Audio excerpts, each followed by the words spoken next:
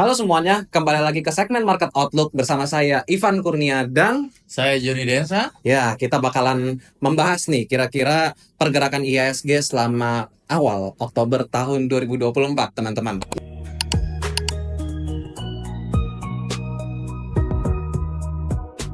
Nah, menurut dari pandangan Mas Joni nih, seperti apa pergerakan IHSG selama sepekan terakhir? Silahkan. Oke, Mas Ivan, terima kasih. Jadi kalau kita lihat ya minggu lalu ini memang banyak hari-hari penting juga ya Mas Ivan ya. Diawali dengan hari Senin itu closing September ya. Jadi kalau kita lihat September ini penutupan itu mengalami merah ya Mas Ivan ya. Kalau kita lihat 3 bulan sebelumnya itu selalu hijau, hijau, hijau. Akhirnya September merah juga ya. Dan itu sekaligus menutup kuartal 3 Oke. ya, kuartal 3. Terus juga di sana berarti kita akan memasuki kuartal 4. Empat. Nah, berarti sebulan ke depan atau bulan ini akhir akhir bulan lah ya. Bisa dibilang nanti akan mulai rilis kuartal 3. Yes. Nah, kita lihat ya nanti ada kejutan apa di kuartal ini. Kalau apa kuartal sebelumnya itu ESA pertama kali rilis kuartal 2-nya ya. Betul. Kita lihat nanti emiten yang mana yang akan duluan. Oke, mengenai IHSG, kalau kita lihat memang seminggu terakhir ini IHSG cenderung flat bergeraknya ya, masih dalam penurunan. Kalau kita lihat dari sisi asing memang masih mengalami net sell ya, Mas Ivan, ditekan oleh emiten-emiten Big Bang, yaitu di situ ada BBRI, ada BBCA dan BMRI. Nah, dari sisi net buy asing ini agak berbeda nih Mas Ivan, net buy-nya.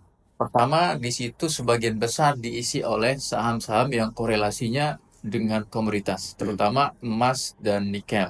Di situ ada Antam, BRMS, dan MDKA.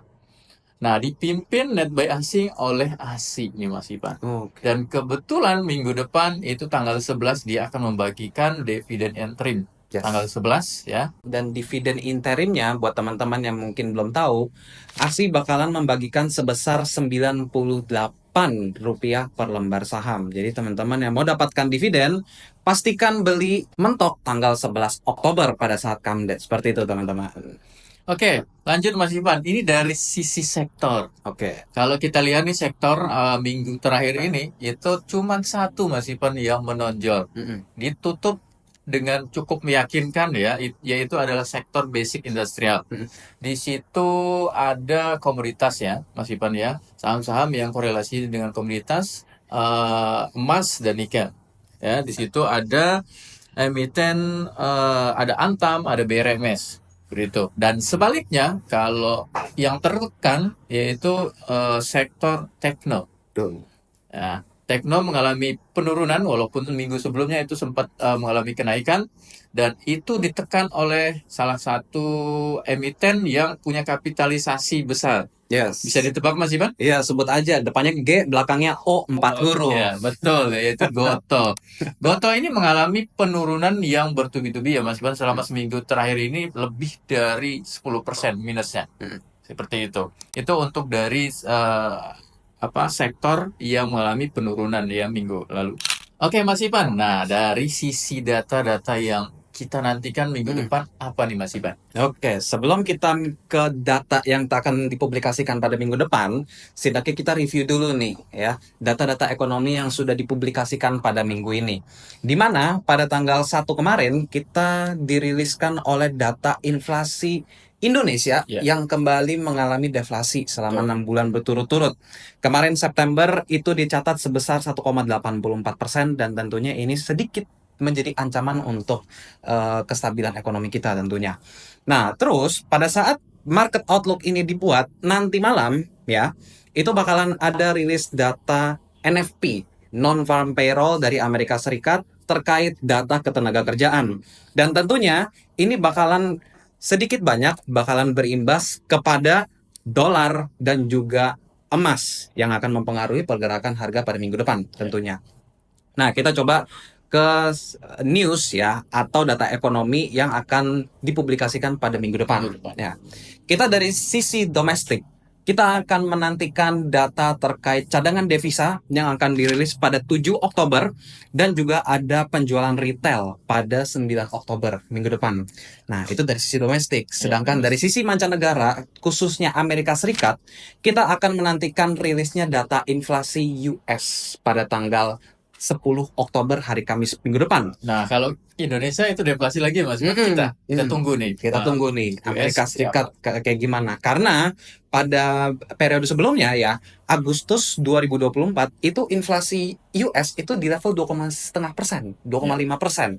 Ya, dan tentunya di situ Federal Reserve harus memangkas suku bunga 50 basis poin menjadi 4,75 sampai 5%. Dan tentunya kalau misalnya ini akan berlanjut soft landing, ya katakanlah di bawah 3% aja minimal stabil, investor berspekulasi bahwa hingga akhir tahun 2024 bakalan ada FOMC meeting sekali lagi untuk memangkas suku bunga oleh Federal Reserve seperti itu, Basyoni. Dan tentunya teman-teman juga harus pantau ya data-data ekonomi yang sekiranya bakalan dirilis dalam waktu dekat seperti itu. Oke Mas Ivan, itu terkait data-data yang bisa kita nantikan minggu depan ya Mas Ivan. Yap. Oke Mas Ivan, terkait rekap saham-saham pilihan yang minggu lalu, seperti apa Mas Ivan Ini nih perkembangannya? tentunya nih. Nah, kalau misalnya Mas Joni tentu melihat perkembangannya ini justru perkembangannya ini semua turun teman-teman. Karena pada minggu lalu ya IHSG itu di closing di level 7.696 dan pada saat video ini dibuat ya itu sudah berkurang 196